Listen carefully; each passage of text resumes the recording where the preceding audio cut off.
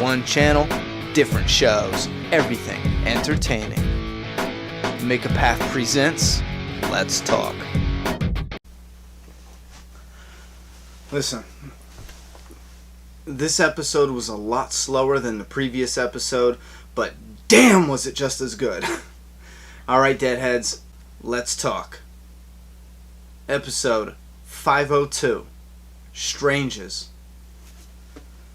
Now, the first thing that comes to mind recalling this episode is forgiveness. And not only with Tara and Carol's storylines, but also, surprisingly, Rick as well. Now, Tara seemed impacted by something that Glenn said when he went inside a gun store to look for some supplies. When Glenn was leaving, they had a little, funny moment, and he said, "There's nothing left in this world that isn't hidden." Something like that. I don't know if that's exactly what it is, but Tara looked conflicted when he said that. And later on in the episode, she reveals to Maggie, she comes clean. She doesn't want it hidden. She realizes this is a close family-knit group here, so she reveals it to Maggie, and Maggie forgives her.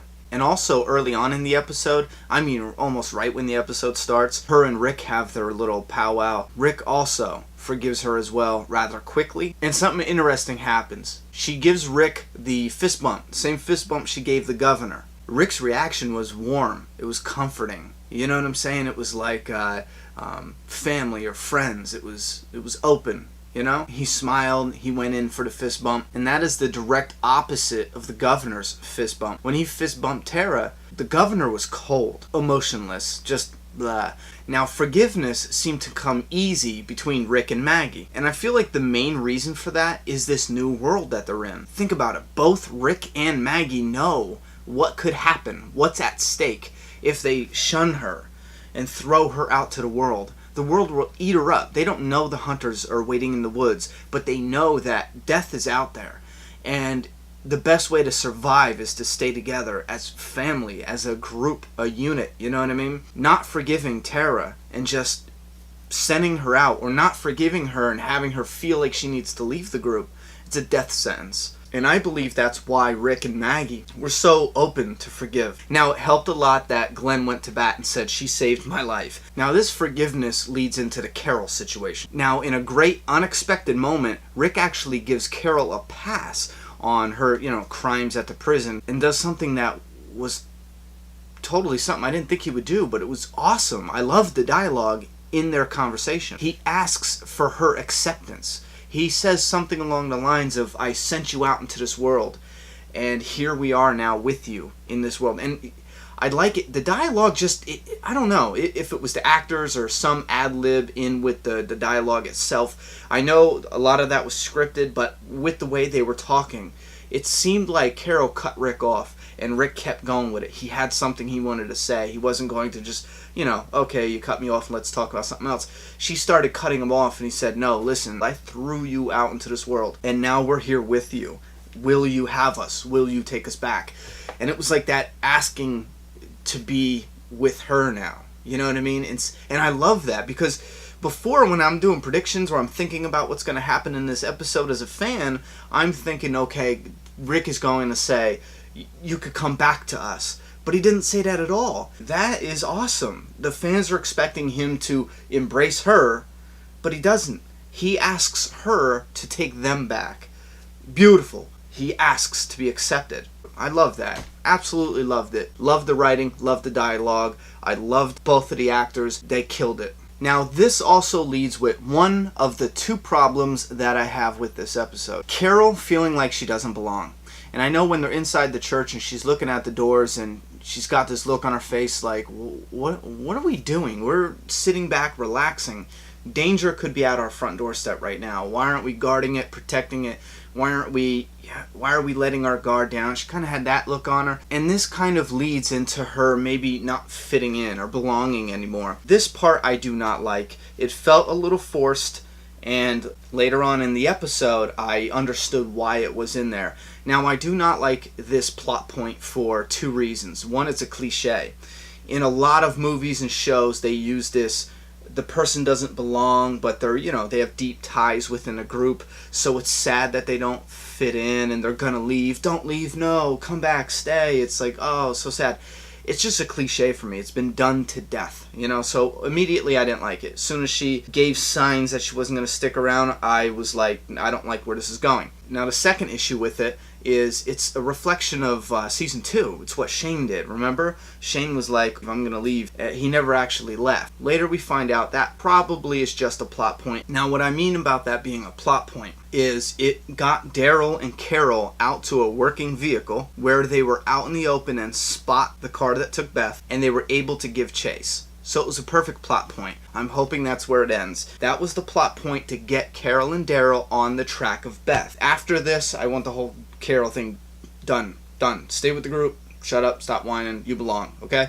And I really feel like they're going to do that. So I'm not worried. But that was one thing that just I didn't like. And there was a lot of subtleties in this episode that I loved. Michonne reaching for her sword. It confirms she does not have her sword back yet. And we see she gets it back, so when Michonne also brings up, I miss Andrea, I miss Herschel. I like that because it's realistic. And when Father Gabriel was in the food bank and he saw the zombie with the glasses and he just could not deal with it, you know, and when they were leaving the food bank, Rick is like, I get it, you knew her. Later on, we see Father Gabriel in his office, kind of moping, and he's looking at photographs, and in the photograph is him with the woman with the glasses, who, yes, was the same walker in that flooded store. Now, when they meet Father Gabriel, I noticed that his background was a rock, and there was blood raining down from this rock. I was wondering if that's symbolic for this secret that he's got. And Rick didn't play games. He's not playing games.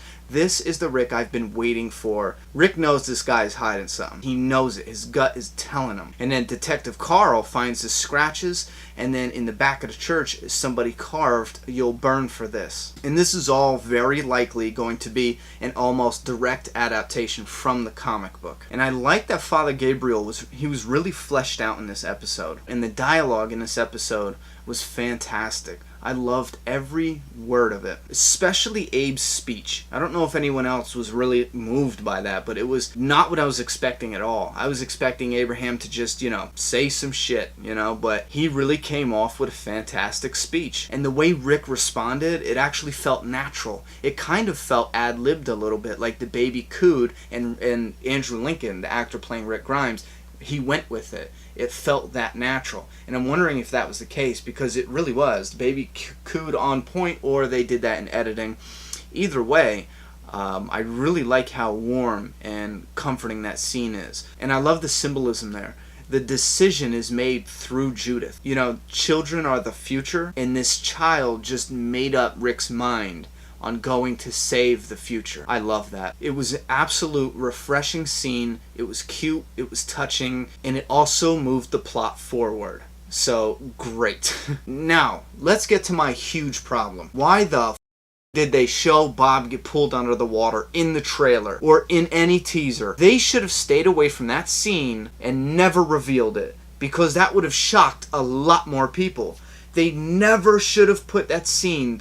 Listen, right now, I've given a lot of compliments. Whoever was involved in Bob's scene, if you had anything to do with putting it in the trailer, that was a huge fail. Because there's a lot of people, myself included, who would have been taken off guard if we didn't already know Bob was going to be attacked in the water. We've seen it so much, especially some of us who really dissect and a little obsessive, but really dissect the trailer and try to do predictions. We've seen it coming. I was waiting for it. Now, with that said, the reason why I said that's such a major fail is the scene was so genius. The design was absolute genius. Writing genius, design genius, friggin' whoever sat in the room and creatively came up with this idea, it was perfect. Because he gets pulled under the water and he's bitten. Now, all the comic book fans, they know he's bitten. We know it. You know what I mean? And that's fine that they directly adapted that from the comic.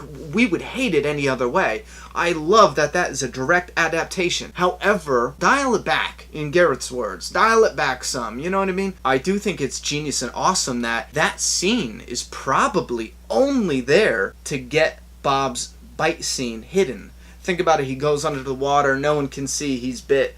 I mean, that's an awesome, genius way to get bit and not be seen, to add some fresh, new life into the walkers, the looks, I mean, some new danger. The walkers are starting to not be as scary as they were. You run by them, stab them in the head, keep it moving. But now you have a flooded floor room.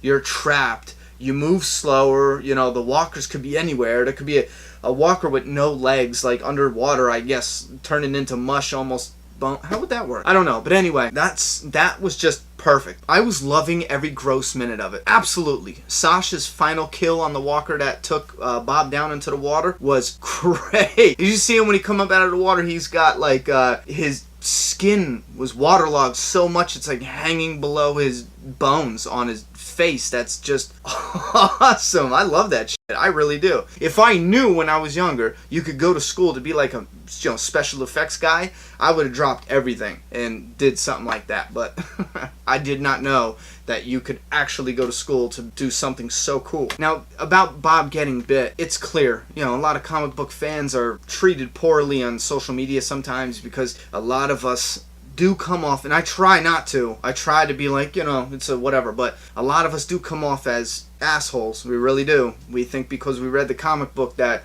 we are know-it-alls. You know what I'm saying? We do not know it all. So I do try to tame that a little bit when I'm in a discussion. Back to Bob's bite. He most likely gets bit, not just because of the comic book, but because he left. Why would he leave? You know, think about it. In the beginning of the episode, he is inviting Sasha more. Kiss me again. Keep going. Stay with me. Kiss me. Be here. In the end of the episode, he's like, you know, kiss me. And it's not the smile he had when he said kiss me in the beginning. It's like a sad kiss me goodbye.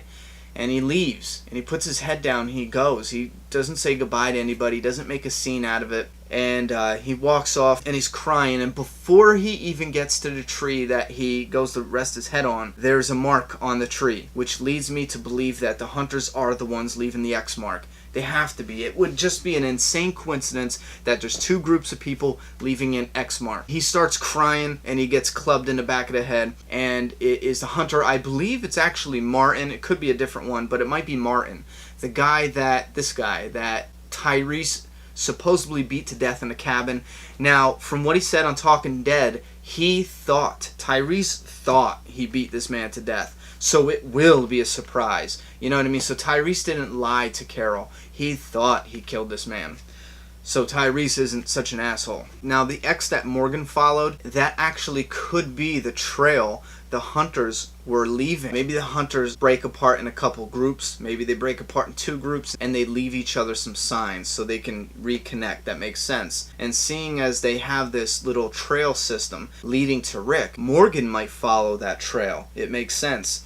And catch up to Rick and the group at some point in time using older trails that the hunters, who were probably now dead by this time Morgan catches up to him, following those older trails that the hunters left, you know. This mark on the tree that we're seeing in this episode, it could mean feeding. Now at this point, Bob wakes up and he's real woozy. He was probably knocked unconscious. They could have injected him with some kind of solution to make him sleep. I know that's far-fetched, but hey, they had fireworks to distract zombies. They could use some Dexter solution to knock his ass out. One of my viewers did make a great comment, and James Powlett, sorry if I didn't pronounce that right, but he said, they say that if you lose a leg, you can still feel the toes, even though they're not there anymore. Guess that's why Bob didn't realize straight away Gareth had cut his leg off. 10 out of 10 for this episode and the season so far. But yeah, he did make a good point. That happens in hospitals. You hear about it, the phantom foot, where you feel like you got a foot, but you don't. Or you feel like you have a pain in your foot, but you don't because your foot's gone. However, that being said, we do have to suspend our disbelief a little bit in order to get scenes right. I'm sure in the real world someone would have woke up and tried to been like, whoa, immediately. You know what I mean? But in order to get that scene where Gareth eats his freaking meat,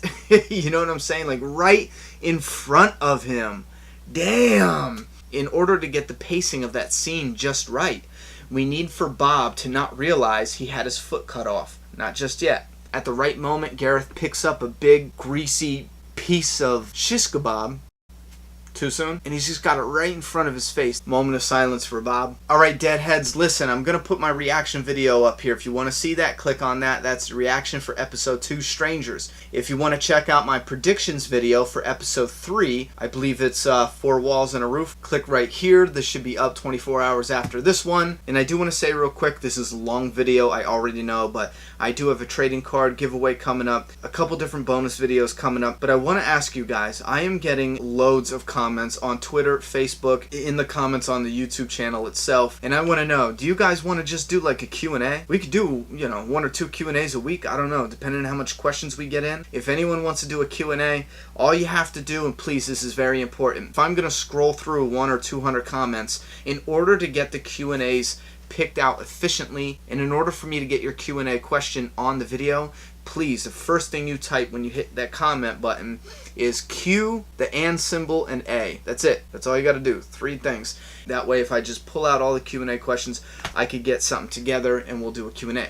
If anyone is interested for that, do the Q&A. I'm going to have to perfect my technique, but I already know I will do something for you. You can send me a Q&A on YouTube, Twitter, Facebook, private message on YouTube. It doesn't matter. You can send me the question either way. So you know, I will thumb up your Q&A when I either read it, use it, see it, anything. I will thumb it up. I won't respond to it because what would be the point in doing a video? That's how you know if I seen your Q&A question or I'm going to use it or anything along the lines of that. I will thumb that little guy up. The last thing I just have to say is you guys have shown such a tremendous support for this channel and these videos. Absolutely blown me away. There are so many positive comments that it is just overwhelming in a good way. So, I mean, from the bottom of my heart, absolutely 100% thank you to every single one of you guys. Truly means a lot to me. If you want to keep it up, as always, tap that like button and please go ahead and share the video. That helps getting other people to see it. You never know who might see it if you share it, which is a great way to help get these videos, which is a great way to keep these videos going. And I appreciate everything. And I tell you what, you deadheads are the best fandom community there is, hands down. Comment down below your Q&A, questions, anything you want, whatever, I don't care. I don't know why I'm doing this. Comment anything down below. Alright, deadheads, I'm done talking. It's your turn.